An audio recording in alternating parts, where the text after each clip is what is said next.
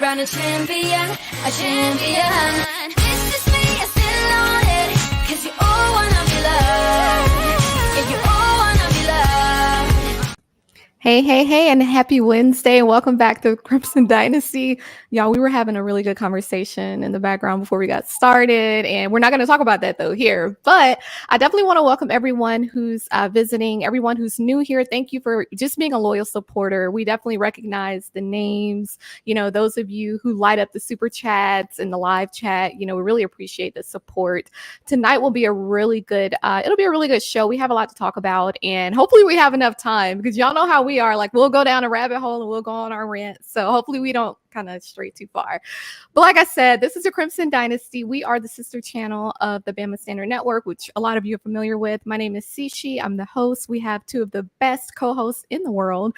So without further ado, I definitely want to welcome Hannah. Now, she's our latest addition to the show. She's been so awesome. I know that y'all are familiar with her at this point. She's been on other college football related shows. She went to Alabama, of course, and she has a sports broadcasting degree from Alabama. She was on our rowing team. So she's been doing a lot. She has a radio show on ESPN Radio in Huntsville, Alabama. She has a few podcasts as well that come out per month. So those are exciting. And we'll have her drop some information if that's available towards the end of the show. And then we also have to welcome Dan James the fourth. He's so awesome. I do see the Auburn fan, the delusional guy. He's already, you know what, Chris, you and this raggedy Auburn, we gotta have some comments for you because we're so excited. Like, y'all finally had some guys get drafted, of course, later.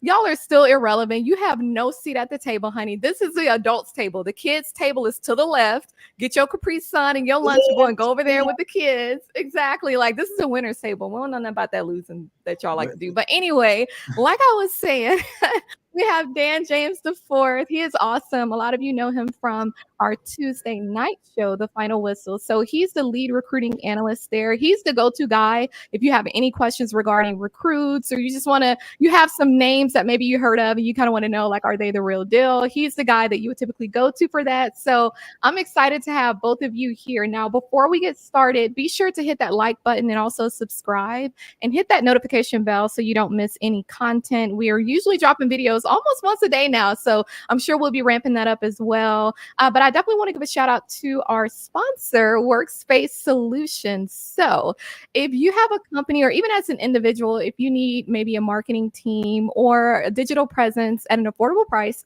be sure to reach out to them. We have their website listed below in the banner. You can contact them directly. If you do happen to purchase anything from them, be sure to let them know that we sent you. I think that it's just a good gesture. So we love partnering with them, and we're also open to additional sponsorships. So be sure to reach out to Justin, and we can definitely talk about some things. I think it's good to get that ramped up before the season starts. So I'm sure, y'all will be seeing some more stuff coming out soon as far as sponsorship. So I definitely want to jump right in. It's been some portal, transfer portal stuff going on. And we kind of figured that would happen, coming off the tail of A-Day weekend, of course, with the portal opening back up. And then, of course, it just closed. So, we kind of knew within that 2-week period that it would be more names coming out. Now, y'all, last week we talked about James Brockmeyer, right? That was a surprise. And I know that the NFL agent that we had on last week, Spence, he mentioned something that kind of made sense because he was saying that he felt like, oh, well, he must have gotten a bag. Well, we learned yesterday that James is going to TCU. So that's a very, very interesting move. Before I ask for y'all's opinions on that, it's two other names that came up. So Peyton Woodyard, the freshman safety, and then also Tony Mitchell. So Tony he's another DB, and he's been on the team for the last couple of years. To be honest, Tony, this guy's a 5-star coming out of high school. He's someone that I really wish that we could have utilized more, especially last year. And I still felt like we could have, really used his talent this year. But I want to get y'all's takes on that before I mention any other names regarding who may come into Alabama. So what do you think about James Brockmeyer going to TCU, but then also Peyton Woodyard transferring, and then Tony Mitchell transferring? I'm going to start with you, Dan, because you have this smile on your face, like you have something to say. What are your thoughts on that? Yeah, it's kind of bittersweet. It could be a situation where he got the bag, but then again, I don't know. Sometimes you help guys So going in with a do not contact tag like Peyton Woodyard did, James Brockemeyer, that means, maybe we help them find a location. It could also mean that, hey, here's the door, what we'll do for you. They have exit meetings. And so it could be a situation where, as far as James Brockemeyer, TCU is home for him. Fort Worth. They played at the private school in Fort Worth. So TCU is a, smart decision for him. He's home. Mm-hmm. Peyton Woodyard, I don't know. It's still waiting to see. I don't know. I really don't know. I think it was a situation where they were kind of upset after A-Day. So from what I'm understanding, I can't really say yet. I don't know the situation on that. I have to dig a little more. But as far as Tony Mitchell, I don't know. It's still a numbers game, y'all. It's like an NFL roster. Bama treats it like an NFL roster. Right. You have to make tough decisions. You know what I'm saying? So you have to make numbers work. So I think right now we're currently sitting at 84. So we're still going after DBs. We're bringing in different types of linebackers. That's why we're recruiting nothing but linebackers right now. We're bringing in linebackers, DBs. You got to have safeties that, it's more of a safety oriented. You don't have to have the man press corners like we used to have. So we're recruiting a different type of player now. You got to have guys that'll have. Yeah. We'll see how it works getting into year one. You know what I'm saying? So I mean, he had a lump of clay, a good big lump of clay to work with. So now he's just molding it, fine trimming it before the season. Right. So we'll see, but you had to get the 8A in, get live action, see where you are as far as your roster. Yeah. And okay, this is what we got. We got game film on these guys. So let's make a decision and cut, whatever based on that personnel moves, whatever, based on what we've seen and evaluated. Right. Yeah, you're spot on. And it makes sense. I guess from a strategic perspective, it makes sense, especially even, you look at the timing of things and all of that and all the visits that we've had over the last few weeks as well. Now, I will also ask you the same question, Hannah. How do you feel about these changes? Not only James Brockemeyer going to TCU, but then with Peyton, true freshman Peyton, who's awesome, and then also Tony Mitchell potentially transferring. Yeah, I kind of saw TCU as a landing spot for Brockemeyer the whole time. Not a surprise to me at all. But I'll say this. I think, to quote Malachi Moore, if they ain't wearing crimson, I'm just kidding. But, I think for real, right. I think that what we're seeing is not surprising at all. I'll say this. I can't really name one major play on the top of my head that has left Alabama and has completely excelled in their career, that it bettered them to leave. And besides I think Alvin Kamara. Well, yeah. But that was how long ago? Yeah. I guess you say Jalen Hurts as well, but sure. He graduated. The reason, and I think, in my opinion, you cannot compare Jalen to these players now. Right. Yeah. Because Nick Saban encouraged him to go. Nick Saban talked to Lincoln Riley and said, hey, this guy needs opportunity. And it was a mutual decision of this because Jalen actually could have left a year before he did. Yeah. He stayed that whole year to learn and to get better. And that's what Auburn fans and Michigan fans and even Oklahoma fans he left. You can't claim him. Well, we can, because A, he graduated from Alabama. B, pretty sure Bo Nix is never going to wear an Auburn shirt to a Broncos press conference. And C, Jalen Hurts loves Alabama. He smokes cigars during the Tennessee games. He's wearing Alabama shirts and press conferences. But my point is Jalen's left in good circumstances. I can't help but believe that these players don't actually want to compete. And what's probably happening is, and when you look at the star rankings, right, like a 5-star, I don't care. I think the hardest job a coach has to do is de-rank guys when they come to Alabama. Because what you have these guys who were the star on their team. That's great. Maybe you were the best player in your county, your state, your whatever. But when you come to Alabama, you're all greats. And so you all have to compete. Yeah. And if you have guys who are a 5-star and they don't want to compete, then let them go, because they're not going to give it all in the field. And so for me, it's not surprising. I wish them the best of luck, but I don't sweat. I don't shed a tear, because, I know that the best is yet to come, and that we kind of have to have this process. You have to weed, you have to weed the garden for it to grow. And so I think, when you have certain players leave, it's going to be better for the team overall. And so, I mean, we can say the same about basketball, which we'll talk about later. But I mean, players leaving is not a bad thing, especially when you look at who's coming in. Yeah. So for me, I'm excited to see what happens this fall. Tony Mitchell was probably the most surprising of all of them, if we're just being honest. But I'll say this. Kalen DeBoer has exceeded my personal expectations on how well he's handled the portal, how well he's handled the locker room, the coaches, all of that. And so I think we'll have a great team field this fall, but I think we had to weed the garden to get the players out that needed to leave. And I'll say this too, bold statement, Isaiah Bond was a weed that needed to leave. Yeah.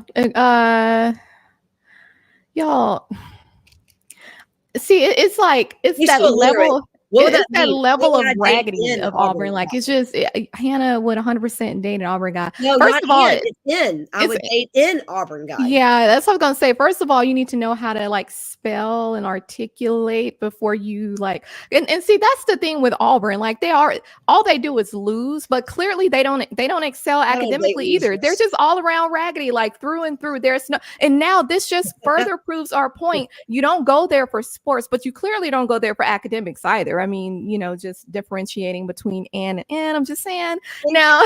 And Chris, you can shut up because you're right. You don't have to deal with the transfer portal because no one wants to come there to begin with. So they're transferring out. Anyone that doesn't actually want to come there. Yeah, I mean, I think another one of their wide receivers hit the portal today. Like, just like Ohio State, like they want to leave for a reason. Now, going back to what we were saying now, and you mentioned, I think Hannah and Dan, y'all both mentioned Jalen Hurts. It's one thing when you're moving, when it's purpose driven. That was the thing with Jalen Hurts, 100%. And it was obvious, that was more of like a purpose, move, and that's what he needed to do. But I think for some of these other guys, when it's more so like, okay, I don't really want to compete, or, maybe certain guys are, gaining traction or better rapport with the new coaches, and maybe they kind of feel like, okay, well, I need you to go to each his own. I was more so surprised with Peyton because I feel like I remember speaking with him when we were there for A-Day. We were in the facilities, and I don't think he knew who I was or anything like that, but I was chatting with him, and I'm just like, I'm hearing a lot of good things about you. It's awesome to have you, blah blah blah. And he's like, yeah, I mean, but I'm just a freshman.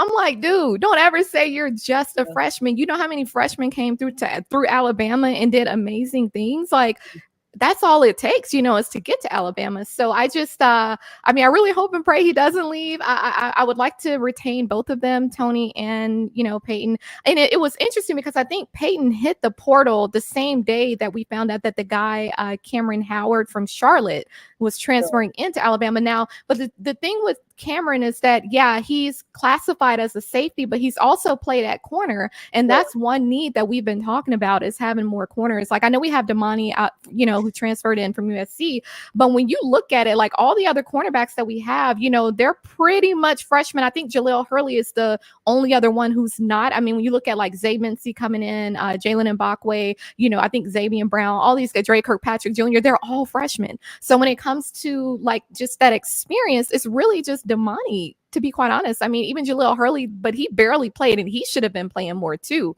over the last couple of years. But I wouldn't be surprised if if the coaches, if they have Kameron playing at corner. That's what I would like to see. And I think because of that, I would really hope that we could, retain Peyton. I could see Tony possibly leaving just because he wants to be able to play in the next year or two. But I think Peyton, if I were him, I would wait a little bit. Another thing to mention about this Kameron guy from Charlotte is that he already had some relationship with our DB coach, I think Maurice Linguist. Maurice tried to get him over to Buffalo when he was there.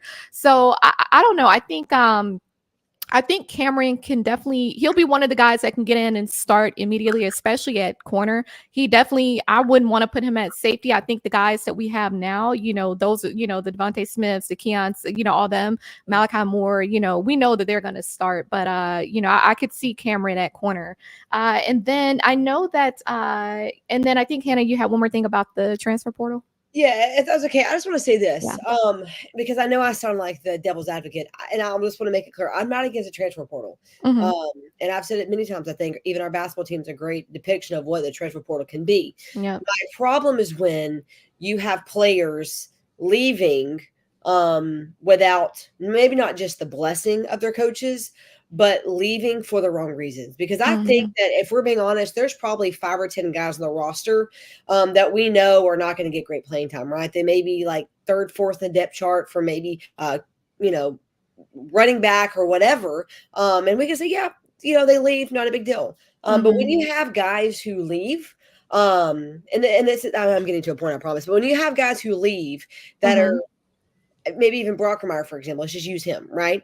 Who could have easily beaten Brailsford. We don't know, but now we'll never know because he left. But let's say he had a good opportunity to be the starter and he left. To me, that puts a sour taste in my mouth. If I'm, like we talked about last week with NFL draft, if I'm an agent, I will look at this, right? I'll be like, you left when it got hot, and because we're in the NFL, sorry, you don't get to say I'm out. Sorry, I'm just going to enter the transfer. They don't have a transfer portal in the NFL. You got to fight for your position.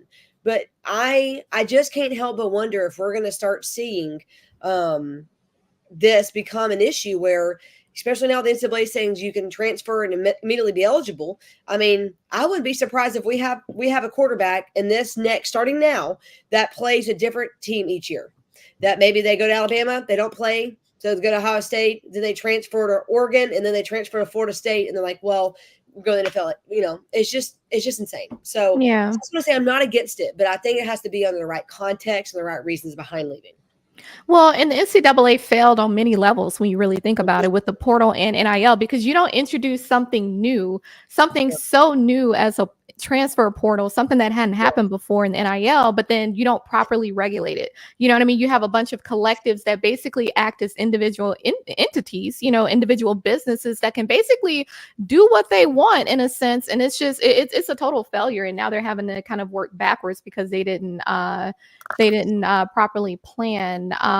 Really quickly though, another thing about that Kameron guy that I saw, Kameron Howard, that's coming in, I believe he played at the same high school as Chris Braswell, St. Francis. And it's also worth noting, speaking of cornerbacks, that we have a couple guys coming in this weekend. We had the guy Ed Woods out of Arizona State last weekend that came in. Then we have 2 other guys that are coming in this weekend, Isaiah Hamilton from Houston, and then the guy Deshaun Jones from Wake Forest. So I think we'll probably, get one of them. I like I said, I still would hate to see, Peyton or Tony leave. I don't think Kameron is going to be at safety, but they whatever floats their boat. Was there a comment about Kendrick Blackshire? Just mentioning that he's an example, I guess you could say, on leaving Alabama ain't always the best choice. The grass is always greener. And I'll tell you what, if there's one person that I could just have an intimate conversation with, that sounded not like that. But I was going to say, not intimate, but like this, like I would call this, a face-to-face conversation, Hayden Proctor, because I want to ask him the honest question, like, why did you leave? What made you decide to come back? And what was the Alabama that you realized Iowa or any other program wouldn't offer? Because I think if we could have those conversations and other players could hear those words, it might penetrate and like, you know what? Me leaving is not good, because look, Kendrick Blackshire, a guy who went to Texas, is now back in the portal. And that's 2 guys you can look at and be like, wow, like that's kind of a big deal.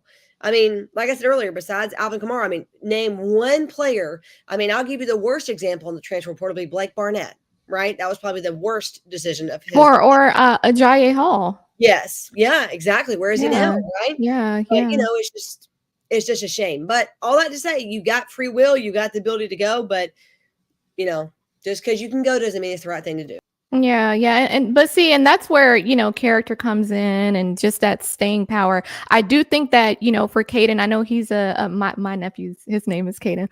I love that name. I think, with Kaden Proctor, with him being a man of faith, that's going to be something that he's going to learn from, of course. It's going to be a part of his character building, but I do think it's going to be something that he could actually use to maybe speak to some of the other guys who are considering jumping in the portal. Like you said, he can have that real conversation with them and, just let them know, like, look, this is why I did it. I was kind of afraid that for him, it had more to do with like, Coach DeBoer and all that uncertainty, which I think that, kind of affected a lot of the other guys as well. But that's a good point. So hopefully, he's being a voice in that locker room and he can kind of get in Peyton and Tony's ears.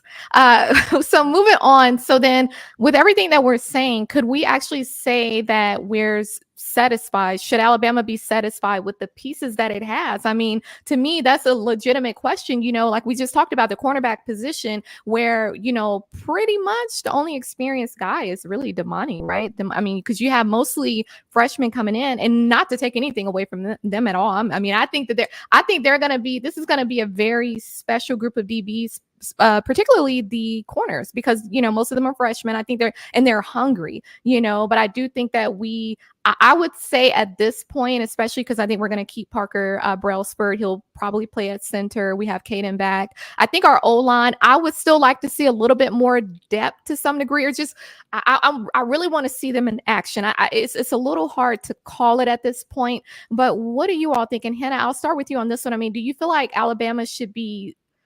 See, we have this thing right at Alabama where we're never satisfied at the end of the day. I mean, we could win. We could win. We could beat Raggedy Auburn, but we still ain't satisfied if we didn't blow them out like they supposed to be. What you mean we going into overtime with a Raggedy Auburn? What? Well, when it's their like game to play for, when it's their national championship and their SEC championship and their right. But see, that's what got them thinking that they can show up in our live chat and run their mouth like they somebody, right? See, that's why they do stuff like that, because we had no business going into overtime with them.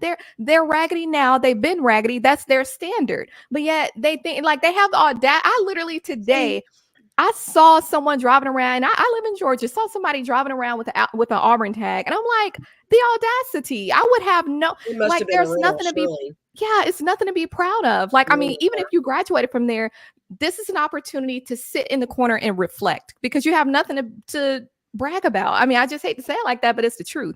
So, back to my question, Hannah. Do you feel like Alabama should be satisfied with what we have? Well, I want to say this first. I mean, you have let's just give an example of two different types of fan bases. You have Auburn, which are, like you say, raggedy, they petty, they low down, they some losers. And then you have someone like Sandman 23, who is clearly a Texas fan, but is classy.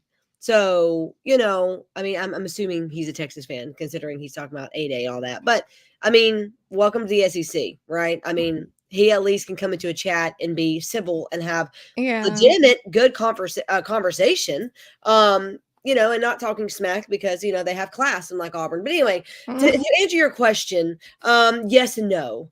I agree. We're never going to be satisfied. We're never going to feel like we have it all together, because I feel like every year we're nitpicky. We're all like Nick Saban on the inside. Like, we'll let them score a touchdown. I was rewatching the 2014 Iron Bowl just the other day, yesterday actually, when we let them score within a minute, like let them run it into the end zone and then get a 2-point conversion. I'm like, dadgummit. I saw Nick Saban throw that clipboard like a minute and a half left in the game. Like, we're clearly going to win. But, I feel like we're all like that now as fans. Like, we're like, we're going to, we only beat Auburn by 1 touchdown. Like, we're hosed, But at the same time, I have to give props for Kalen DeBoer, because I'll be honest, we are in a much better place than I thought we would be. I was really worried when Kalen DeBoer came to Alabama and people started leaving, that we were going to literally have bare bones and just skin, like a little bit left. And he did a great job. And I think the coaches who he has brought in, we all, we met them at the social, and I was impressed. I think that you can see the enthusiasm, the passion, and the determination they have.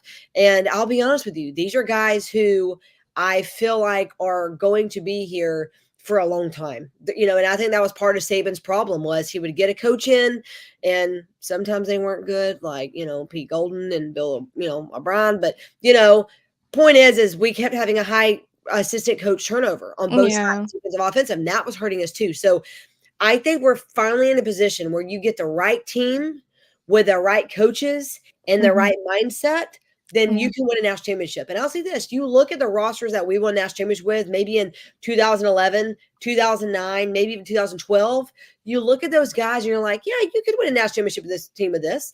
I mean, you look at some of the other teams we've had, easy to say we'll win a national championship. But this year, looking at the roster, you're like, but I think this team's playing for something bigger than themselves, and I'm here for it.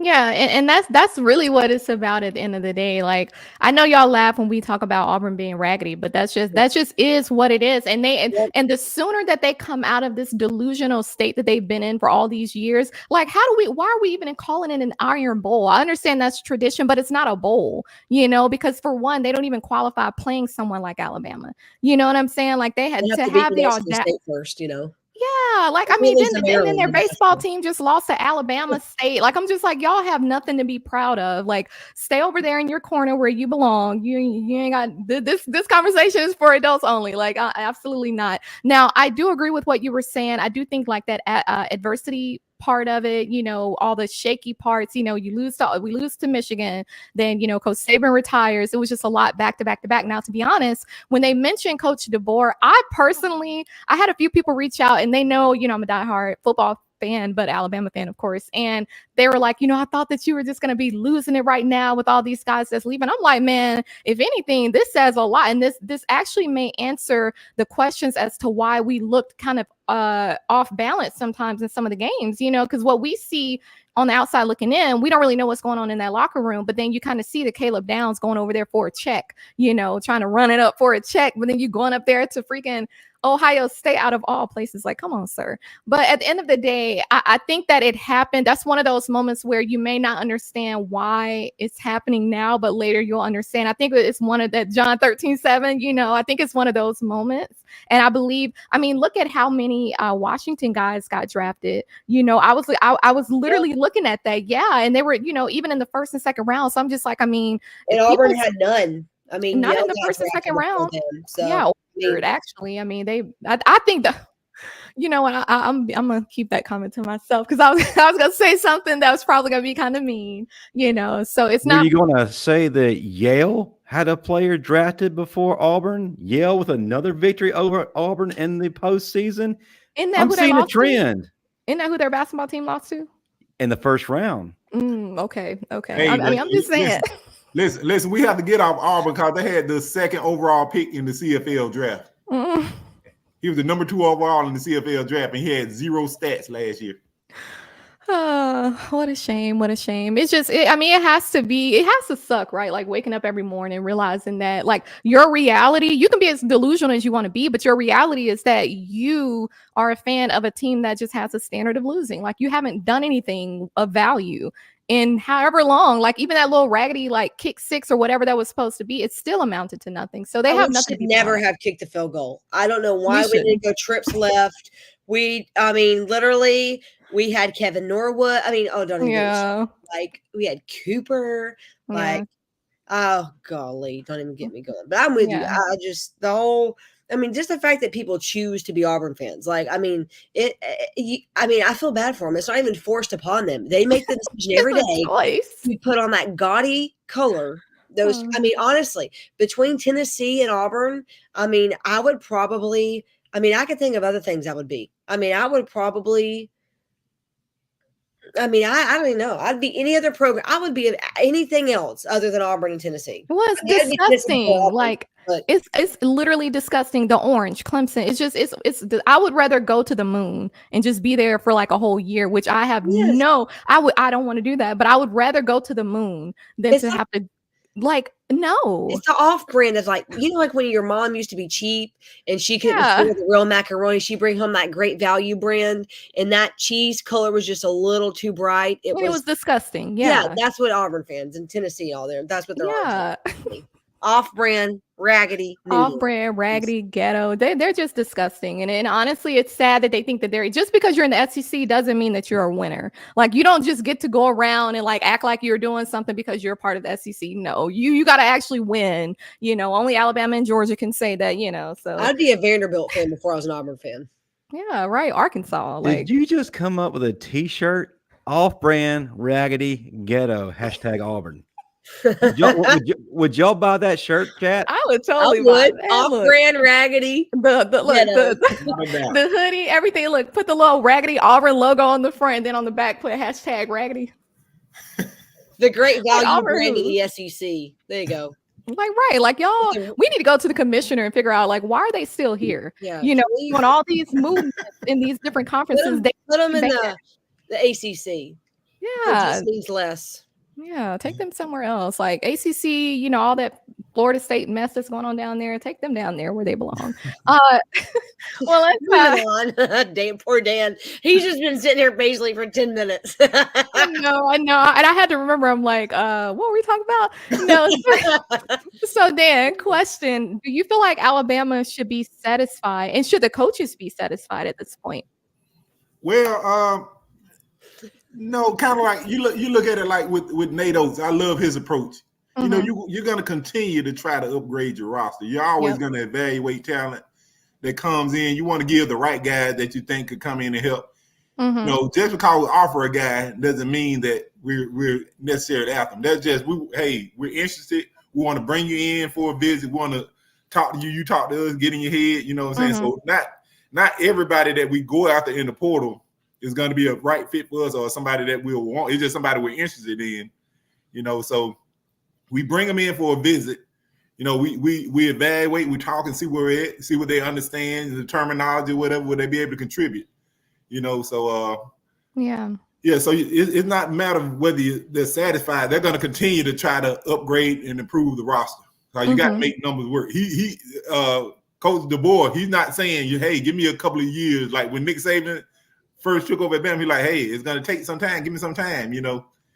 This guy is coming in. He's trying to win now. Yeah. So he's going to bring in guys, that's going to be able to contribute. So, we got to have a little maturity, a little experience at all levels. So, the defensive line is set up. We're set at D-line. It's just the linebacker in the 4-2-5 system and the secondary in the 4-2-5 system. We had all press man guys, so now we got different coverage terminology. Can the guys play zone? It's going to be more zone based. So, you got to bring in guys that can play off the ball, it'll be off coverage. So you got to bring in the right guys. You got to bring in guys that's familiar with it. Agreed. We can articulate that better. Shout out to Van. He said, I won't even be friends with Auburn fans. You can't even invite them over because they aren't housebroken. You can never leave their trailer. You can never leave their trailer park to do something because of their ankle monitors. They're useless. So that's another hashtag that we're going to add to that hoodie.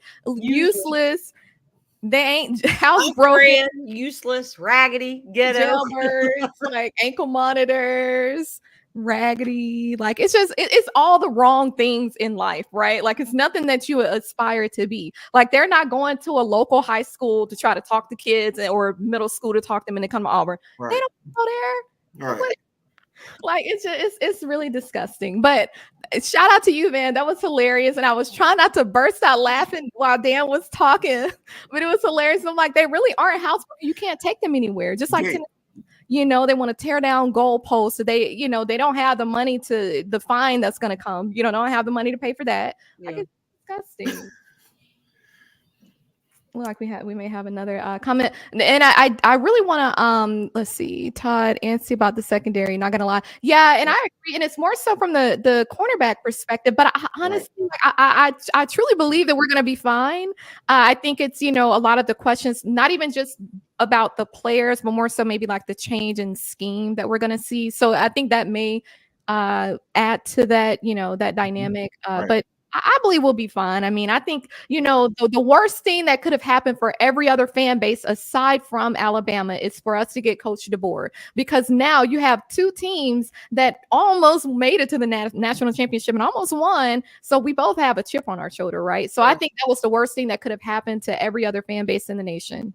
And that's just what it is. Now, before we move on, I wanted to give a shout out to our other sponsor, Whitwell Sports. So your game day is not the same without a title towel. We talk about this all the time. If you haven't gotten yours yet, go ahead and get it. I need to buy a few. Look, you can even buy a few and give it out as a birthday gift, buy some. You can send it to Auburn fans to wipe their tears with as they lose every game this season. That's awesome. Look, and then maybe we can get custom title towels made and then have hashtag raggedy put on there, like embroidered on there. That would be perfect. And we can have it literally sent to the athletic department.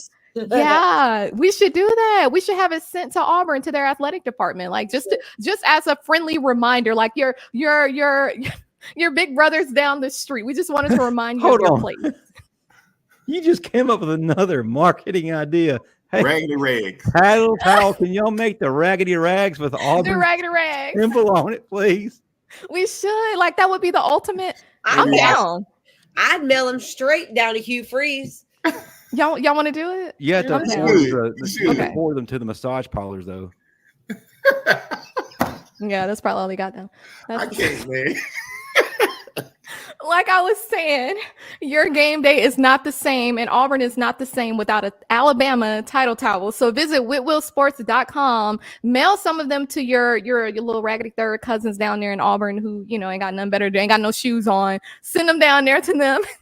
And be sure to use the promo code STANDARD so that you can get an exclusive discount. You can buy those title towels in bulk and send them down there and let them roll those like they roll the toilet paper and everything else in between.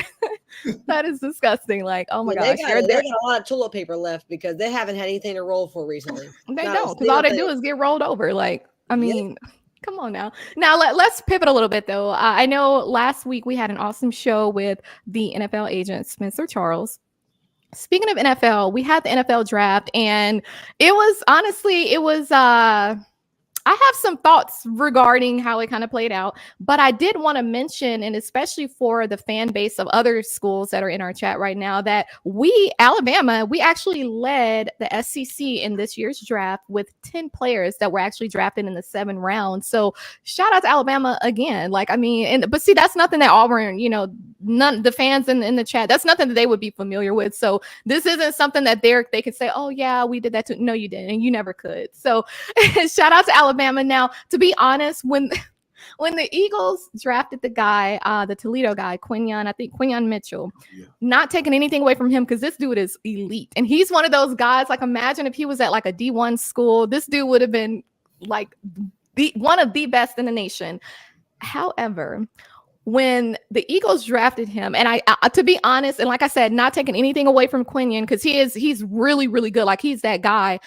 But I do think that because there's been a lot of talk over the last couple of years about the Eagles kind of showing favoritism towards Alabama and Georgia. And so I felt like this was one of those moves where they kind of wanted to maybe step away from that commentary a little bit. But when they called his name, I was like, yep, Kool-Aid, he's going to be 2nd round. He should be 1st round. But I was like, no, that's it. He's going to be 2nd round. And it's really unfortunate because I think the first 14 possibly first 14 were all offensive guys. So even that in itself, it's just like, well, I mean, come on. And it definitely matters. A lot of people want to say that it doesn't really matter as long as you get drafted, but it does matter to your bottom line as far as your numbers and, all that good stuff. So I want to get y'all's takes on this, for one, the fact that, we had 10 guys that were drafted in the 7 rounds. Of course, you had a couple more after that.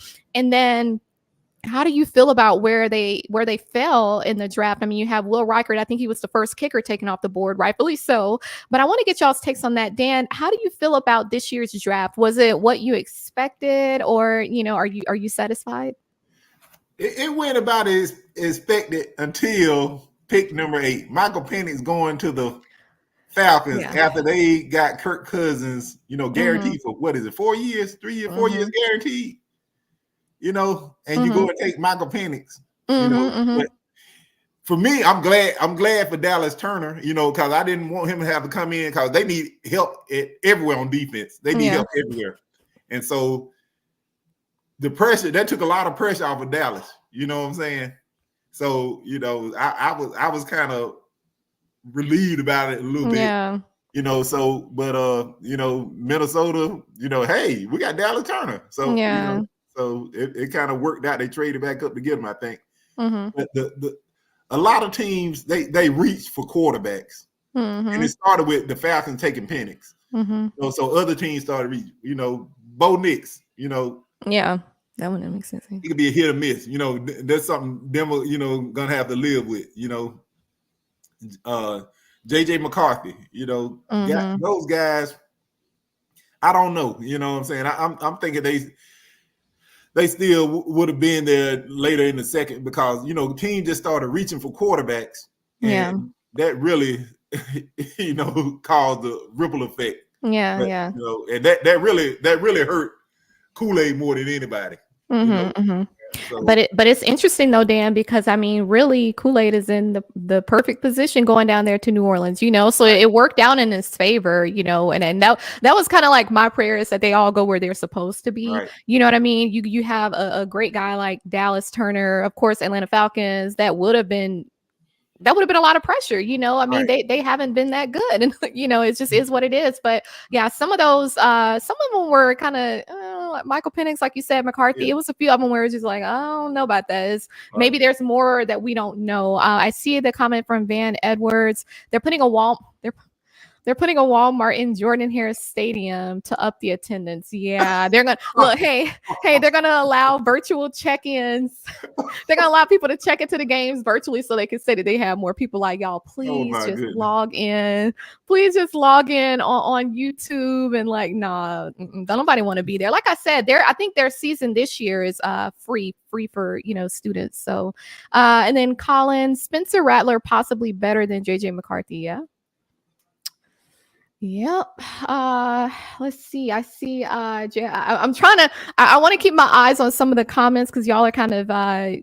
You're really feeding into what we're talking about, and y'all are saying some really, really nice, really nice comments in regards to our discussion. So JB, that was the one that I wanted to kind of hone in on. Shout out to JB. Sean Payton was the only person that wanted Bo Nix in the first round. Yeah, he might have been the Right.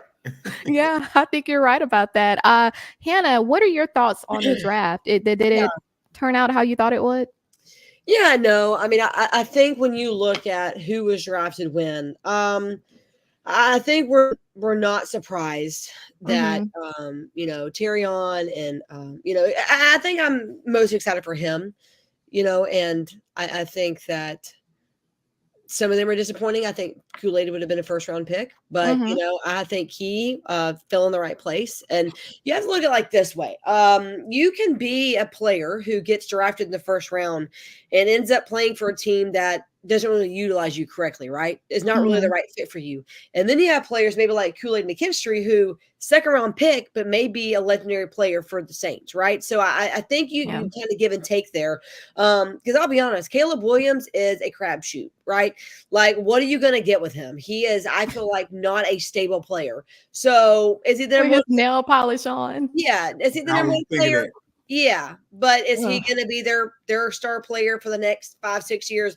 Probably not. No. He kind of reminds me of a Johnny Manziel type mentality, right? Like, and we know what happens with him. So I mean, and I'll say this: I think if we're looking overall, I think JC Latham probably had the best opportunity in the first round. I look at where he landed, what his potential is in that relationship, and I'm very excited for him.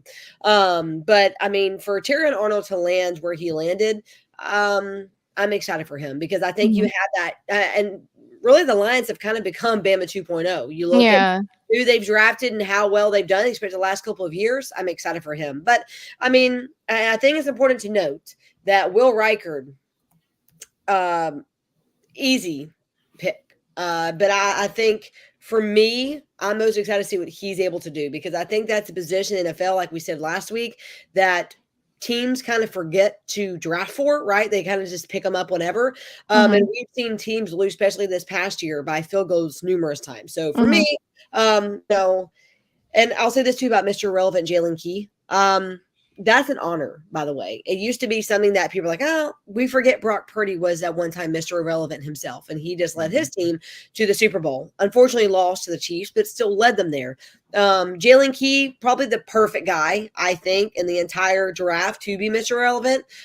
His story, I mean, he came from UAB, okay, played at UAB, went to Alabama, and then was drafting the NFL. I mean, that couldn't have gone any better for him. So I'm excited. Yeah. But overall, I think it went well. And, I think it's kind of mind-blowing because we've had more first-round picks than, I mean, most teams, like many teams can even say they've had total. Yeah. And we had 10 picks and Auburn had 5. And, barely. They just, like you say, they barely. And I mean, I think they were sympathy picks. I think that, I think they were just trying to get rid of them. And I think if you could have had, I mean, being an Auburn fan's like being the kid at kickball and PE that was picked last. And the only time they were ever picked not last is if their big brother was actually the captain and picked them because they knew if they didn't pick them, they were going to get home and get a whooping from mama because their brother was mad. So I think that's kind of how the NFL went for the Auburn fans, Mhm. I think if you had a peg leg out there, they'd have gotten picked before Auburn. You could have had a player out there with no eyes and one leg, and they'd have been picked before Auburn. Yeah. You could have literally had like a player from like Virginia College or DeVry. Yeah. Hannah said they would have drafted the It's Make-A-Wish online school. They kid. don't have players. Well, basically, when you play for Auburn, you are making a wish. You're making a wish to even make it to the NFL. So, Yeah, they all exactly. fly. What's that fountain over in Europe? They put that penny in there, coin in there, and make a wish. That's what they do. Mhm. All those Auburn players go over there, make a wish, and come back and say, Lord, let it be. But no. Yeah. That's a little backup for Jalen Key because a lot of people don't know that he actually played at UAB and then went to Alabama. Mhm. And so for me, he has got the grit and determination, and I'm so excited to see what he can do. So Yeah. I talked a lot tonight. I apologize, but No.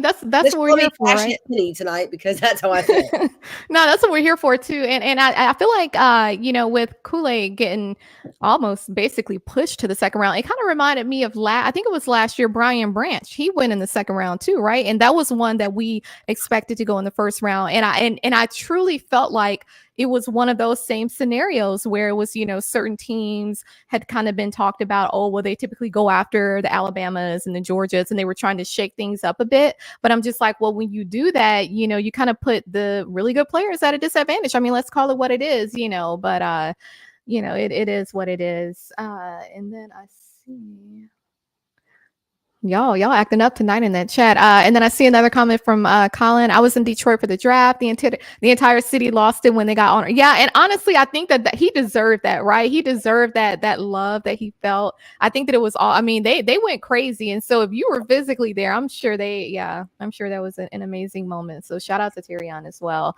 Now I know that we are soon going to be coming up on time. We did want to kind of pivot a little bit and talk about the other sports, Alabama and other sports. So basketball, I know that Hannah, you had something that you wanted to kind of call out regarding one of the guys, in particular, Grant. So I'll hand it over to you. No, I think that was I think that was the right decision. And for me, obviously Grant Nelson coming back, it's celebratory, right? And I'm hoping that Mark Sears does the same because and also this, you got to give guys, and we talk about rights or whatever, like declare for the NBA. Just because they declare doesn't mean they can't come back. And that's what I appreciate because, it's kind of different in football and basketball, right? Because when you declare for NFL, like you ain't coming back. It's signed, so delivered. But with the NBA, and I've never really understood that, but whatever. But with the NBA, you can declare for it and then come back with eligibility remaining. So for a guy like Grant Nelson, did he have a great tournament run? Absolutely. But could he showcase himself better with one more year at Alabama? 1,000,000%. So for me, Grant Nelson, and I'll say this, I would be enthralled if Mark Sears, Grant Nelson, Pringle leaving is not a surprise. That is not a surprise to anyone at all, especially with the drama this year. But you have some of these guys coming back, plus the guys coming in. Plus the transfers, Yes, this team could truly win it all this year. Yeah. And I think that a guy like Grant Nelson, who has made comments before about how he wants to win a national championship. That's what Alabama needs. Alabama needs guys who are more concerned with winning a championship than they are just cashing money and going to the next level. For me, I'm excited about him coming back. Hoping Mark Sears decides to come back. And there's a couple of guys who are kind of testing the waters right now. I think they'll come back as well, but we'll see. But yeah, I'll be honest with you. I love him so much. He's just like, his hair always looks like he just woke up. He's got that mustache. I don't know. He's just a gritty player, but the way he played in the tournament this year, just I don't know. He's my favorite one. I don't know. He's near and dear to my heart. I don't know. He's a good guy. So I'm excited. Well, maybe we can get him on the show then. And we can surprise you with a visit from Grant. Yeah. Okay. Yeah. Cause we got Aiden Holloway coming in, Houston Mallet. I think that's the one from Pepperdine. So Yeah, it will definitely be interesting. They be hitting up that portal like every year, from a basketball perspective. So, it sounds like, at least from what I'm seeing, we tend to do pretty well in the portal when we're getting guys. So hopefully we can get a few more. And Now, can I say Dan, something more, and I'll shut up huh? because I forgot to say, Nick Saban had a player at every position get drafted while he was at Alabama. So I think that's important to note as well. Yeah. You're looking at punter, kicker, all of them. So that's The unheard of. kicker So and the punter. Nick Even the Saban long is the snapper. GOAT. Yeah. Yep, and a long snapper. Nick Saban's a GOAT. Auburn, Yeah. not the GOAT. Auburn is more like the dying GOAT, but Alabama, Nick Saban is the GOAT. So I just wanted to say that because I meant to say it earlier, but that was, and Nick Saban, by the way, did fantastic at the draft. And he is, Yeah, I'm so glad he's part of game day. That was my favorite part of watching the whole thing was him when Jermaine Burton got drafted. Yeah. Shout out to Coach Saban. Yeah, he's the GOAT. Auburn wouldn't know nothing about that. They probably can't even spell GOAT. That acronym would mean something completely different for them. It would mean something completely different with them with their raggedy behinds. Anyway. Actually, GOAT does mean something different for Auburn. Get on a tractor. Oh, I like that. I'm sure we could come up with some more. I'm sure we could. Okay. Now, speaking of which, so we talked about basketball. We have a look. Like we said, the standard of Alabama is winning, right? Like we have our eyes focused on the prize. We're going to tournaments. We're doing the thing. Auburn, like we said, they don't know nothing about that. They're down the street for a reason. They're in their little corners, sucking it up like they usually do. But shout out to our softball team, right? So we shut out Tennessee this past weekend, and then we have our next series against, guess who it is? Raggedy Auburn, starting tomorrow. So I really hope and pray that we just demolish them. Like we just need to just rid ourselves of little brother. Now, shout out to our baseball team as well. We'll be playing Mississippi State in the Governor's Cup starting this Friday. And then one of our players, Justin LeBron, named SEC Player of the Week. So shout out to him as well. Have a lot going on across the sports. I mean, even some that I feel like, maybe we don't pay as much attention to. So comment. Huh? Moon Rocket's comment. Sorry. Go for Auburn. Get our thrash. That's another one. I mean, you can literally fill in the blank because it's just so like it's just they're disgusting. So we'll have to, y'all in the live chat, like just drop whatever, just drop some more acronyms in there. And we're gonna fire it up because we're gonna be ordering. We're gonna do a bulk order actually for the title towels. We're gonna have those shipped down to Auburn. So have them waiting at Jordan. Huh? Raggedy rags. Yeah, we have a delivery of raggedy rags for Raggedy Auburn. That is just hilarious. So shout out to our men and women's golf. So we're going to be playing in the NCAA regionals starting May 13th. Shout out to them. Men's tennis as well. So our guys are going to be playing in the NCAA tournament this Friday against Charlotte at home. Women's tennis, we're actually playing SMU this Saturday in the NCAA tournament. And then rowing, Hannah, near and dear to you, we finished our regular season with 1 first place and 11 top 2 finishes at the Lake Wheeler Invitational. So like I said, like that's just the standard of Alabama. Most people wouldn't understand that, and we don't really care if they do. But shout out to all of our sports, all of our teams. We're doing the thing where that's that bar where we're all kind of like feeding off of each other. Because I mean, the ultimate goal is to win. So anywho, now are there any, I'm going to ask you, Dan, because you've been kind of quiet, any sports that you're looking forward to, I guess, in the coming couple of weeks, all these different SEC tournaments, the regionals, any of them that you're looking forward to? Well, I'm trying to get excited for our softball team. You're trying. But I'm kind of getting excited again still about basketball and what this roster. I think this potentially has to be a chance to be the best amount of talent that Nate has had to work with this upcoming season. If the right pieces fall into place, if we're able to get a big rim protector and allow Grant Nelson, this could be our best year yet. You know what I'm saying? So, Final Four will be the floor instead of a ceiling, like it was this year. So I think Final Four, if we get the right pieces, the Final Four has the potential to be our floor. Which is a good thing. But I'm very, very excited about the job Nate Oates has done. Agreed. Yeah. So we'll be taking home that football national championship trophy and then basketball. So we got a lot to look forward to there. And then I also want to remind all the viewers, of course, we're here every Wednesday night, but next week we have the legend Tyrone Prothrow joining. So y'all be sure y'all are here for that, because we're going to have a hot show with him, and we're going to have just a streamline of guests joining. We'll get them, on the show to share some of their knowledge and just kind of some opinions, with this kind of this new era in Alabama football. Now, I did want to mention really quickly, we do have Teek's Take coming on shortly after this tonight at 8:15 Central Standard Time, 9:15 Eastern Standard Time. And of course, our newest show, Saturday Nights Talking Bama with JB, Josh Tucker, and Chris Beam. It'll be airing this weekend on Saturday at 8:30 Central. So shout out to them. They're our newest show to the Bama Standard Network, and they've been doing their thing. They have some really hot takes, and they've been having some guests as well. So be sure to check them out Saturday night, 8:30 p.m. Central Standard Time. So as we near the end of this episode, let's drop our socials. Any other shows that you want to promote, any podcasts, any of that good stuff. Hannah, I will start with you. Social media, podcasts, anything? I want to add one more thing if I can. Yeah. This is the first year. Why are y'all laughing at me? No, because wow, you don't have to ask. You are on a roll. Yeah. It's look, because I know that at the end of the day, right? At the end of the day, you're just gonna redirect us to Auburn being raggedy, right? Like that's where the comment is gonna go. Yes, but you sometimes have to humble yourself. And that's what Auburn fans can't, because they probably came before the fall. They fell a long time ago. But us Alabama fans are humble.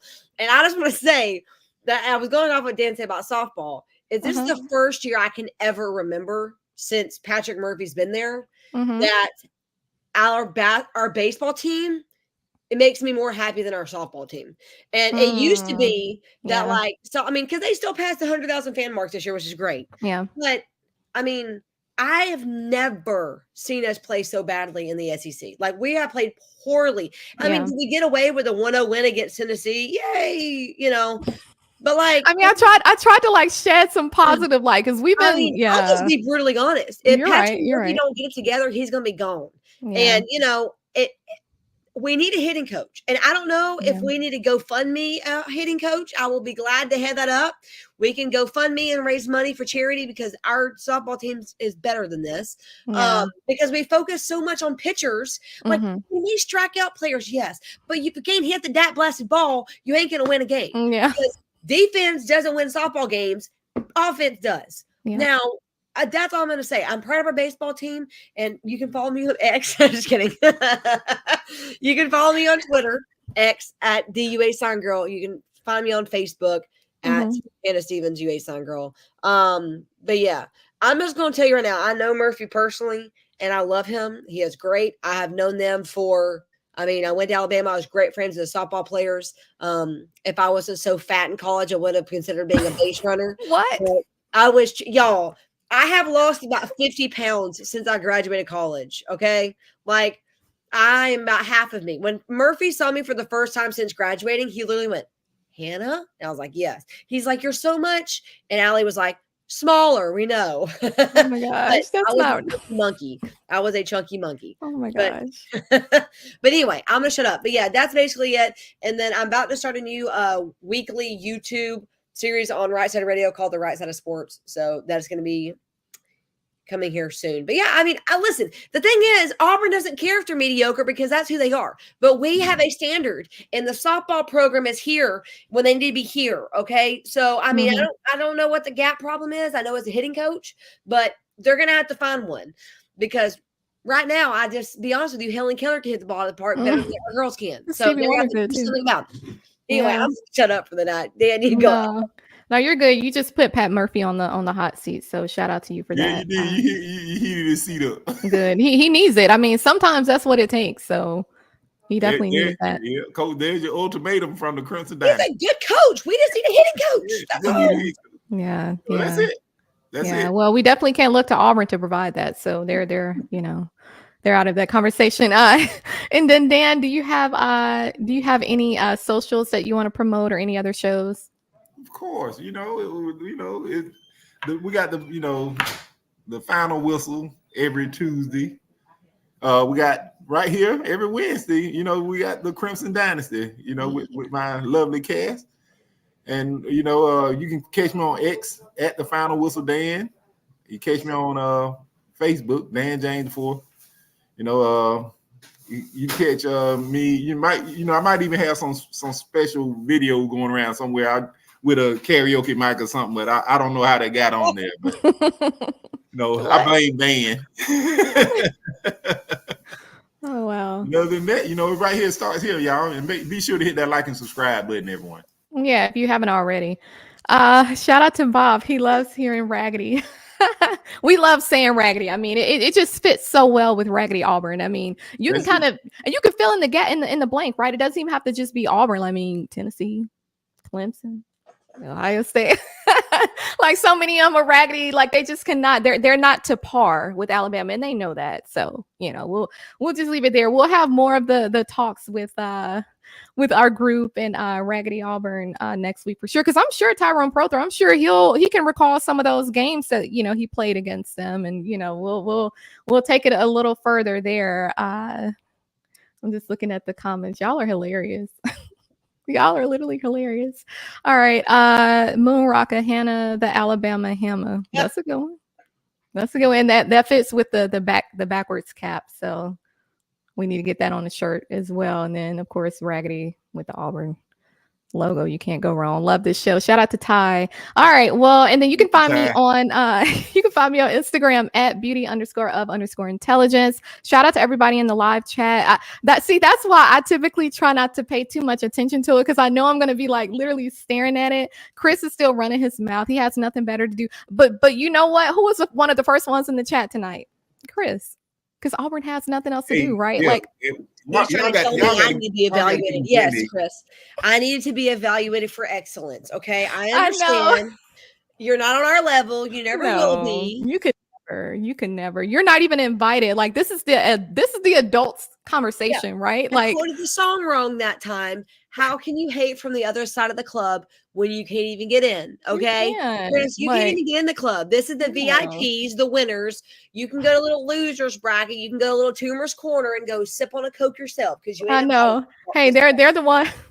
They're the ones in the club that's trying to get in people's VIP section, but they just you just you know what? At our own party, I'll be the bouncer. Try to get past me, Chris. Yeah, he don't want that smoke. Chris just like, that's the thing, because I think what it is that they have nothing to talk about, nothing to be proud of. So there's no reason, no legitimate reason for them to have their own YouTube show. So they have to go somewhere, right? I mean, he could have gone to Bible study, like I always tell him. I feel like y'all got a long history of jealousy and envy. Supply. I don't care where he goes. Like y'all literally have nothing to be jealous of. Like you're disgusting. Your colors are horrible. Your game is horrendous. The stadium is raggedy. The school and the academics, like you can even spell earlier to save your life. So it's like academically, Auburn is a failure. The system of Auburn, the colors, the teams, like nothing about you. Literally had another wide receiver today enter the portal. Like no one wants to be there, and then you're not even getting people to come. So it's you literally have nothing to offer anyone. Not even like Auburn has had nothing to celebrate since Ryan Williams thought about going there. Yeah, I mean, and it was just a brief thought. Like he didn't even, it was like one of those like passing thoughts. Like, okay, well, I don't want to. And it was probably more so. It had nothing to do with the program, of course. It was probably one of those things. Like, well, probably talking to his parents. Like, well, I don't want to be rude. I don't want to. It's one of those sympathy things. Like, surely he didn't want to go there for sports or academics. Like, I mean, come on, let's be real. Even Kool-Aid said, like, oh yeah, I thought about it. I said, hell, like. Come on. I made a sign in college that said Ronda Rousey, and this is when she was knocking people out in like the first round, but it said Ronda Rousey's fights last longer than Auburn's chance to national title. So, I mean, that's true. That's true. It is true. I mean, when's the last time Auburn has even been in like a conversation about winning a championship in anything? Wasn't it it would have been like the Kick Six, right? 2013 when we played them, and then they went and played Florida State right after, but they lost, of course. Choked. Right. Yeah, they lost. LA Miles, Chris throwing toilet tissue at the screen right now. He probably the Hammer maneuver wouldn't have got them out of losing that game. I mean, they were in a pickle. I mean, it's really the only reason they even got there was. No, don't even get me started. I'll keep my mouth shut. You can get started. We're already started. He starts every Wednesday, so we can just finish it. I mean, I'm just gonna say it took you getting. I mean, and let's just be honest about Cam Newton. I mean, homeboy's still getting himself in trouble. I mean, really. I mean, the only time y'all are good is when y'all get these borderline criminal quarterbacks to come and play for y'all. And, you know, I mean, anyone with 1 eye and a half sense can realize this is not, I mean, what do they pitch at Auburn? I mean, what, when you meet Hugh Freeze, they don't say we're a championship program. You ain't. All right. We are cream of the crop. You ain't. Maybe you have crops, but you ain't the cream of the crop, right? No, and then you get down there and like, we have the best facilities. You don't, except porta potties. They say, you know what? We have great porta potties. That's about it. All right. We have plenty of toilet paper. So if you ever get diarrhea, you're taken care of, and that's it. I mean, what do they pitch when you go to Auburn? You know what? I think what they pitch, Hannah, I think what it is they're getting guys who have a strong hatred for Alabama. That's the only way. Like, oh, we get to play against a team that you hate, Alabama, that we know is going to beat us. I think that's the only selling point because it's nothing to do with the city. It's not academic. Quarterback that was, I mean, you had Cam Newton, who was our criminal, right? And then he had to get paid to go there. I mean, you had Jameis Winston stealing daggum crab legs. That's who they lost to. Crab leg eating. He could barely see. Yeah, he's like. Come on now, like, come on, Chris. Like, you look. The last few weeks, really the last couple of months since you've been joining our show, like we've been basically going in on you every week, and I think he gets a kick out of it. That's why I said I don't know if this is like a kid behind this account or I don't know. I don't know what it is, but I know that Moonrock can meet me at the crossroads. Somebody cut Hannah's feet before she makes a fool out of herself because eventually the season's going to start and you're going to have to answer. Look, the only thing we got to answer for is this national championship that we about to win. And, you know, you too busy watching us because y'all have nothing to watch. You know, what y'all are watching is y'all's raggedy players leaving Auburn, but you're not getting any. Say, at least for us, we still had a line of them that wanted to come. They couldn't, I mean, look at how many players, and even in the 2025 class that have committed, at least verbally committed since Coach DeBoer has been here, like over half of them, you know, so that speaks volumes. But see, you wouldn't know nothing about that because, you know, when your standard is failure, when all you do is lose and you're raggedy, you have nothing to look forward to but to watch everyone else win. You're going to be watching the Alabamas, the Georgias. Now y'all scared because Oklahoma and Texas are in the SEC. You're gonna lose to them too because that's all they do, right? Win. I mean, let's just pull up their schedule for next year and let's just honestly evaluate how many games they're going to lose. Let's go Auburn football. Do they have 2024 schedule? Okay, so let's see. Look, Hannah, they're gonna lose. They're gonna lose. Hannah, wait. What? They probably don't have one. Well, they're not gonna have a team.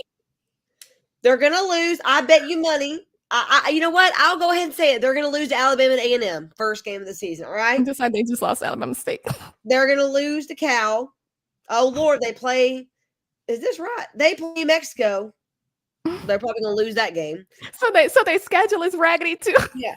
I mean, honestly, let's just be all around right. That's so like that's horrible. They will win 4 games. Embarrassing. They win 4 games this year. Let's just be honest, they'll beat Alabama and A&M. They'll hopefully beat New Mexico. They're probably gonna beat Vanderbilt, and they'll probably beat Kentucky. Okay. What schedule is this? Like, what is this sorry schedule?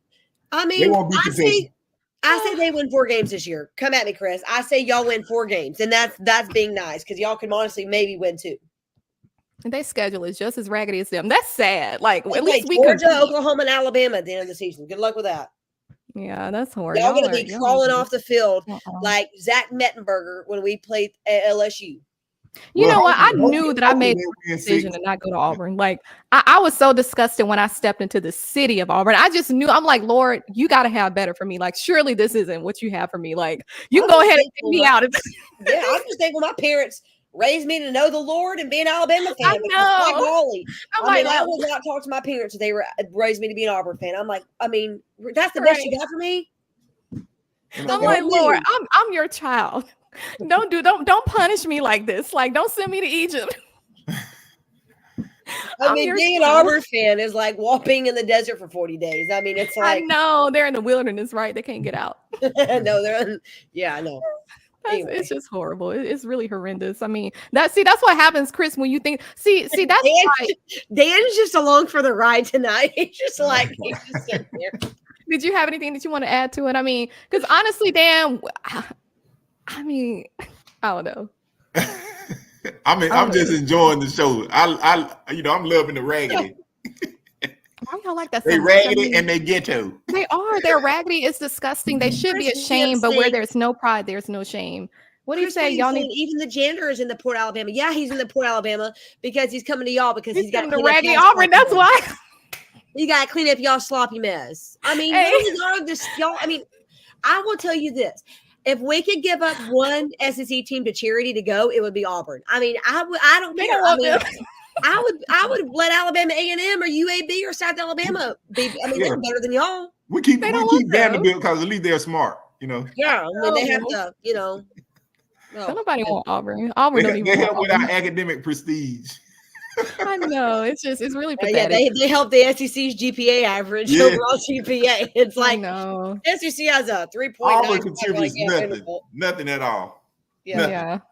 I guess he's probably going to troll our chats until we play them. He's welcome to come on every single week, and we will break down Auburn game. You know what?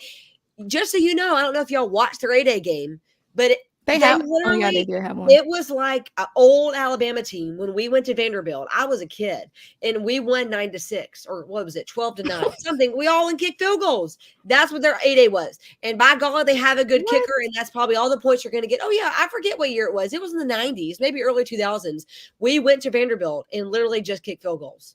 I was a young kid. And that was their 8A? No, their 8A was just like that. Yeah, they couldn't score any points. That's pitiful. Yeah. And then they had it was like a virtual one too, right? Because no one wanted to be in the stadium. I don't even know. Honestly, I'll show you this. And I'm gonna post this on Twitter tonight because I've been meaning to do this for weeks. But I'll just show y'all because after our 8A, I wanted to compare the two. And so I found stadium pics. And I just need to scroll up and find them because I found this. Okay. This is our 8A. Can y'all see that? Mm-hmm. Wow. This is Auburn's. Like, even y'all fans, they're disgusted. Like, I mean, and I think they probably gave them free food into the stadium. I mean, they probably didn't know about it because it was nothing to advertise. Like, they're like, it's nothing. Rolled the stadium. They should have rolled the stadium, make it look full. They should have, right? Yeah. Right. They're like, it's nothing to see here. That's so pathetic. I mean, it's like really horrendous. Like, honestly, Chris, you're in a position where when you join an Alabama show, you need to go back and like learn. Like, it's not an opportunity for you to talk because you have nothing to talk about. He's saying that was Photoshop. Nope, it wasn't. I got that off the Auburn Athletics Twitter handle. So you can go talk to them. So if they put it on there, then it might be Photoshop where they're making it look like people were there. Because I thought it was virtual. I thought that the students like virtually checked in because they knew they didn't want to be there. So.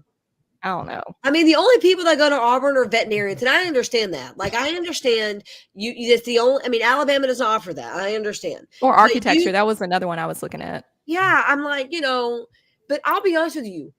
And this is a true story. When I was a kid, I wanted to be a vet, and then I worked at a veterinarian clinic till I was 13, and then I got serious about wanting to be a vet. And my mom said, "You have to go to Auburn." I said, "I no longer want to be a vet." That's just the reality. Oh my gosh. Like, that's how serious it was for me. Like, that's how bad they are. I mean, from 8 to 13, I worked at our local vet shop. And I helped everything. Stalls, I did shots. I did all the things. I helped in surgery. I was actually at hands handing, the veterinarian, like tools and stuff. And then he told me you had to go to Auburn. And I said, nope. I think this is not what the Lord has called me to do. No, I mean, look, God wants he wants more for us, right? Like he doesn't want us to settle. And that's exactly what that would be if you go to Auburn. You're settling for less than God's best, So you're saying veterinary school and architecture school, right? Yeah. Well, that means somebody can take care of the cows and build the barn to put them in. I mean, and it wasn't even worth that. He said that you actually have to be smart to go to Auburn. That's a lie. You are deceived, sir. That's a lie. Well, the only reason they may have better, after getting jobs is because they either go to Walmart or they go to the veterinarian clinic. So, I mean, whatever. You're either giving them a sticker, a smiley sticker, which, by the way, Walmart doesn't do that anymore. I don't know why. I used to love the days. I walked in and a greeter was like, would you like a sticker? And as an adult, yes, I would still like my smiley sticker because I'm already having a bad day. I have to walk into Walmart. So, hand me a sticker. I got to be bad then. Yeah. I'm like, whatever. Yeah, no, this was fun. Thanks a lot, Chris. You know, a lot of times I'll just try to ignore him. Maybe I'll kind of say a thing or two, but I just think like the delusion is at an all-time high. And so that lets me know that that raggedy mentality is kind of like, it seemed like it's spilling over. And I really hope, Chris, that you bring some of your, Auburn friends and family into the show next week, with Tyrone on, and he can talk about, some of our games against, Raggedy Auburn and just what he experienced there. Because to be honest, I don't think y'all's facilities have changed. I mean, they won't even invest in upgraded facilities for Raggedy Auburn because it's for what reason? Like y'all aren't going to win. In order to upgrade facilities, you have to actually win. It has to be worth something. Like we're not going to upgrade facilities and give the guys something to look forward to if we know that they're just going to go out there and lose. No, like you don't get rewarded for like poor performance. Like if you lose, then you need to go somewhere. I mean, I just want to reiterate that my cousin is Lloyd Nix, who won the 1957 national championship. Mm-hmm. And I don't know if y'all know that story, but this is how, whatever. But he's the only family that went there. I still love him, even though he went to Auburn. But let's just put in perspective. He said Auburn is where legends are made. Yes. Yeah, let's just put this in perspective. What? 1957 and 2000, what? 2010? No, when was it 2010? Was that their last national championship? It's been so long, I can't remember. Yeah, but anyway, I guess it was 2013. No, it wasn't 2013. It had to have been 2010. Anyway, they didn't win. No, 2013. They lost to Florida State. So those two, 1957 and 2010 is all they got. That's it? Right? Oh. I think so. That's the only legends are made. That's the only two national championships they have. People forget that. We've had more. Listen. How do I make this any plainer? You can't. I mean, we had more. I mean, I can't even. I mean, two. They try to say they're better. They've had two national championships in their entire existence. Like, do we not want to recount how many we've had under Saban? Right. We literally have students with more national championships than Auburn in their history. I mean.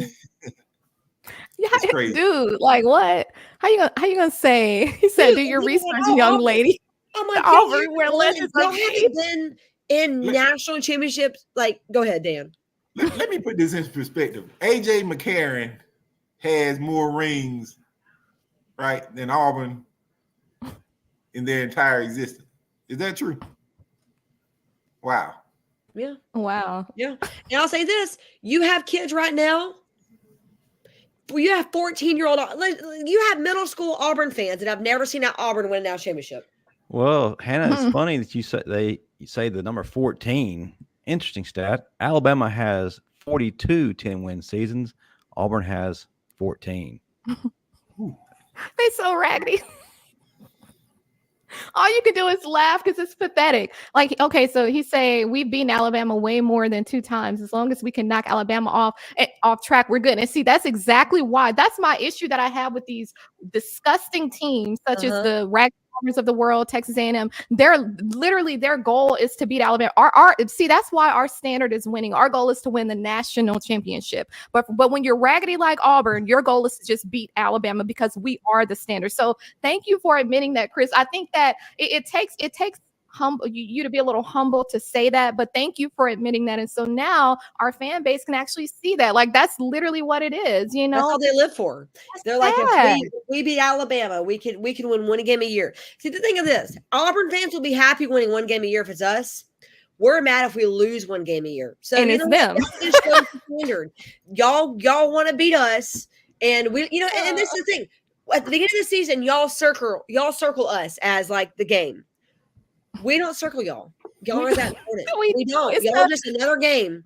And, look, even if we happen to lose to them, we still go to the SEC championship in the Natty. Yeah, we do. They can't say the same. What I don't understand is, they'll beat us, then they'll give a coach a big pay raise with a huge, insane buyout, beating us. That's crazy. Yeah. I mean, if that's what the goal was, though, clearly. I mean, hey, shout out to Linda. Linda here, Chris. You better run. I know. Look, Linda, I don't know. Linda, if you just joined Chris acting up tonight. We all remember that video? Hide your kids, hide your wife. Hide your wife and Yeah. hide your kids. Exactly. And hide Chris because he's delusional. Good high Chris, because she was Yeah, cutting him up he- last week. He needs some Band-Aid. Right. Hugh Freeze's best friend is probably Robert Kraft, if you know. Van been on a roll tonight too. Look, Chris said, Linda, who paid your bond? Linda, get him. You know what? There are He's just so some raggedy. Hey. Chris, you get worse and worse there are week just after week. people whose mommy and daddy didn't spank them with a belt, and you can just see it. Yeah, you know? can just tell. You can just tell when people have not properly been disciplined as a child. And Chris is one of those. Chris is probably one of those children that didn't get his mouth washed out with soap, didn't get beaten by. I mean, I remember. He probably got beat up though. I mean, the way our parents disciplined us as children, CPS would be called if we got Yo, mama. like that in public. My dad used to take his belt off in public and spank my rear end. These days, I mean, that they would arrest that man. You know, but But it's like what Van said earlier, Hannah, that they're not broken into, right? Like they're not house trained. no, they probably you know? still wear training pants to bed. They probably still pee every night in the bed. That's what he does. That's why they need all that tissue. All right. Yeah, I'm this gonna have was- to go soon. Yeah, I this gotta was go fun. I gotta to go. bed. I didn't expect to be on this 7:22. long. We love y'all though. We just we- we have Hope to all get y'all have a them. good night except Chris. Yeah. We No, get we'll some have of those raggedy shirts and towels made soon. We need to do this. I think we really need to do this, and I think we need to Me too. get a bulk order and go ahead and ship it down to Auburn just to kind of get them ready for their fall camp if they have one. We can give them to pastors to put in their suit pocket. So when all the Auburn fans come to church on Sunday, if they go to church on Sunday, they can just say, They "Here you go. don't. Here's your raggedy rag to just wipe it." to wipe your raggedy tears. Hugh Freeze's main goal is to get a connect to Epstein. Well, that's a whole nother conversation, right? Linda, I told you to stop texting. All right. Yeah. Well, this has been awesome. Thank you, everyone who's been active in the chat. We really appreciate it. Like I said, be sure to join next week. We'll have Tyrone Prothrow joining. We definitely want to get his commentary on, his games against Auburn. So, Chris, make sure you're. Well, we don't have to tell you. We know you're going to be here. We know you've already subscribed, so we know you'll be in the house. He's got that notification. He's Exactly. Hit that notification bell, which we know you already did, because like I said, you were one of the first ones to leave a comment. So we appreciate the support, And he actually he has something for you, Dan. He said, Dan, I want you to know I appreciate you. I just wanted you to hear that today. So Well, thank you, brother. Thank you. nah, he's just glad that you're not going in on him like you usually do. It's just me and Hannah tonight, but that's okay. We'll be back at it next week, so you be ready. And bring some of your raggedy Auburn friends too. Maybe some of the ones that you graduated with, your little More the raggedy family merrier. that support Auburn, huh? Just said the more the merrier. Yeah, bring them on in. They ain't got nothing to talk about either. I mean, they Just have nothing else to consider do. us- Just consider our show like the VBS of, sports Yeah. podcast for Auburn fans. Mhm. Vacation Bible School, and we can just educate you. We can start singing some songs, and Yeah. I guess we could just start with all y'all do is lose, right? Yeah, because they ain't playing the real version. We know that, All right. Well, y'all have a great evening. Look, like I said, make sure y'all are back next week, and we're gonna be ready to go in on Chris because I know he's gonna be here, and we really hope that more Auburn people are here just so that y'all can learn something, because you have nothing to show for your existence as a football team all these years. So What, maybe Chris? I think you're just a closet Alabama fan. I think that's what it Yeah. is. I really do. yeah, it's pathetic. I don't blame you, brother. Just walk right out with the Alabama shirt, loud and proud. He gonna have that title towel, like we said, that I'm million raggedy for it. rag. I'll send one on the next tractor supply shipment down to Auburn. Send them with them porta potties that they with them online schools that they're gonna be playing this year, DeVry and Virginia College. Because don't nobody want to be in the stadium. Great All right, well, University. exactly. All right, well, y'all have a great evening. Roll Tide, roll, and we will catch you next week. Roll Tide. Roll Tide. Roll Tide.